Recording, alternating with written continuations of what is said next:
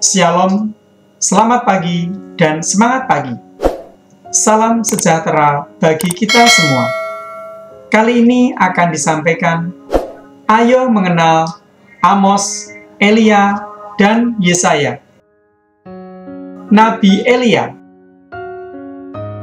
Raja Ahab, Isabel, dan seluruh bangsa Israel telah berbuat dosa karena melakukan penyembahan terhadap dewa Baal. Keberanian Nabi Elia dalam menegur Raja Ahab, Isabel, dan bangsa Israel karena didasari oleh iman yang mendalam kepada Allah. Untuk menunjukkan kebesaran Allah, maka Nabi Elia memohon kepada Allah agar menurunkan api untuk membakar korban persembahan.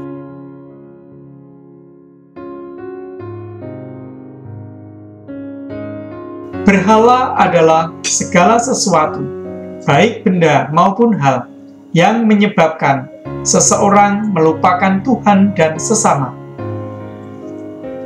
Contoh penyembahan berhala yang sering dilakukan oleh anak-anak pada zaman sekarang adalah bermain game online tanpa mengenal waktu.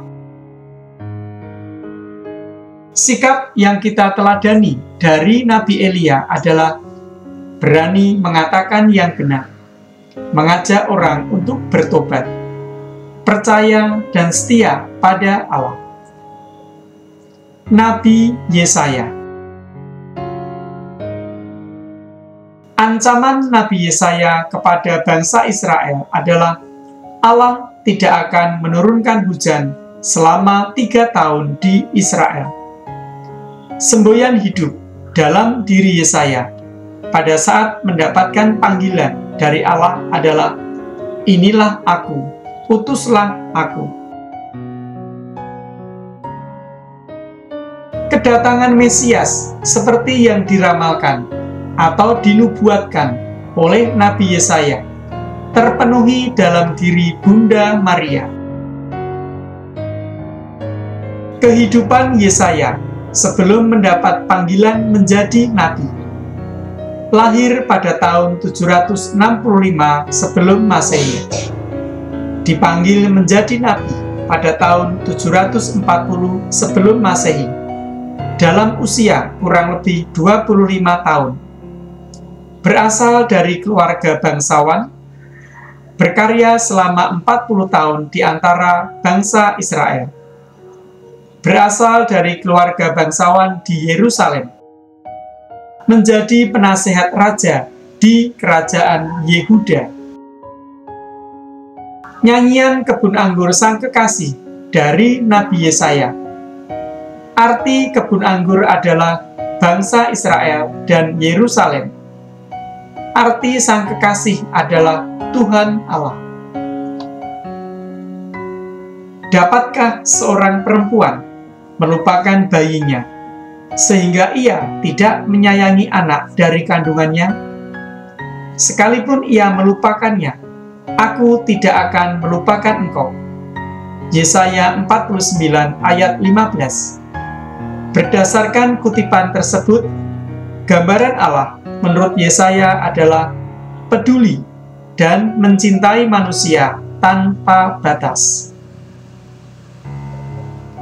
Isi nubuat Nabi Yesaya berupa ancaman dan janji-janji memberi harapan bahwa Allah akan selalu menyertai bangsa Israel dalam menghadapi musuh. Mengirimkan seorang Mesias yang lahir dari seorang perawan. Kedatangan juru selamat yang dinubuatkan Nabi Yesaya berasal dari keturunan Isai. Nabi Amos. Nabi yang mendapat sebutan sebagai pendekar keadilan adalah Amos.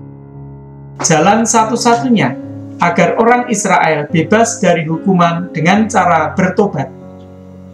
Sumber ketidakadilan dalam masyarakat adalah keserakahan. Peribadatan pada zaman Nabi Amos adalah kepalsuan ibadat mereka yang mereka lakukan. Dalam Amos bab 4 ayat 1-5, para pemimpin bangsa digambarkan seperti lembu basan yang gemuk.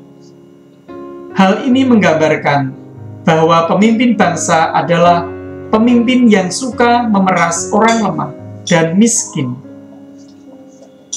Pada zaman ini, kita ingin membutuhkan pemimpin yang memiliki kepedulian dan disukai banyak orang, dan hati nurani dan kepentingan bersama. Meskipun manusia berbuat dosa dan menjauhkan diri dari Allah, Allah tetap menemani manusia yang mengharapkan manusia bertobat dan percaya kepada Allah, serta kembali kepadanya. Hal ini menggambarkan tentang kemurahan hati Allah kepada manusia. Situasi dialami masyarakat pada zaman Nabi Amos yaitu kekayaan yang dikuasai oleh sekelompok kecil orang serakah. Orang-orang yang berkuasa dan kaya menipu dan memeras orang-orang kecil. Upacara keagamaan yang meriah hanya merupakan alasan untuk menutupi kejahatan para penindas dan penipu. Ibadat yang dilakukan penuh kepalsuan atau kepura-puraan yang tidak disukai oleh Allah.